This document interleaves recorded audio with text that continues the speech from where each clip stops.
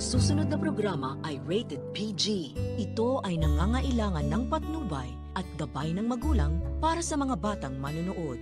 Ang aking tanda sana sa lahat ng hiling sa hirap man o sa saya ay Ang sakaingotan naman talaga nitong si RJ, pagkat hindi na siya natuto sa maraming beses na panloloko at pagpapahiya sa kanila ni Moira. At sa kabila nga ng lahat ng mga yon ay nadadala pa rin siya ng mga pagdadrama ng mag-inang luka-luka. Lalo na ngayon na nagpaluwal si Moira ng 10 million pesos para sa ransom money ay parang ang lagay sila pa ang may utang na loob sa bruha. Samantalang kay Moira din naman mapupunta ang 30% ng ransom money na ibabayad nila. Kaya naman ang pumunta na nga si RJ sa transaction place nila ay pinaglaruan lang siya ng luka-luka. At sa takot naman ni RJ ay ibinigay niya na agad ng pera kahit na hindi niya pa nasigurado na ligtas na talaga ang tatay nila. Kaya naman ito ngang si Giselle ay nag-hysterical nang malaman niya na nasa mga kidnapper na ang 100 million pero si Lolo Pepe ay hindi niya patiyak kung talagang iniwan nila Moira sa basurahan. Grabe na talaga itong si Derek, enjoy na enjoy pang pagmukaing mga engot ang mga bida samantalang mga genius doctor pa kuno ang mga ito.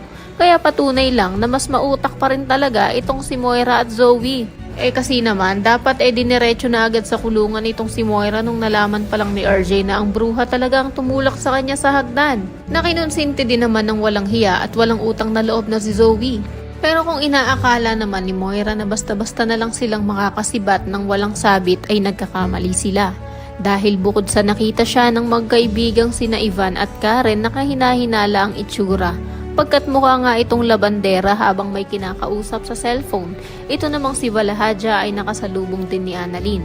At nakilala siya, pati na rin ang bag na daladala niya. Alam din kasi ni Annalyn na ang bag na hawak nito ay ang bag na naglalaman ng 100 million pesos ransom money na galing sa tatay niya. Kaya't kung nautuman ni Moira at Zoe si RJ, ibahin nyo sina Annalyn at Giselle pagkat hindi nga titigil ang magtitang ito hanggat hindi nabubulok sa kulungan si Moira, ang anak niya, pati na rin si Valahadja at ni Risa.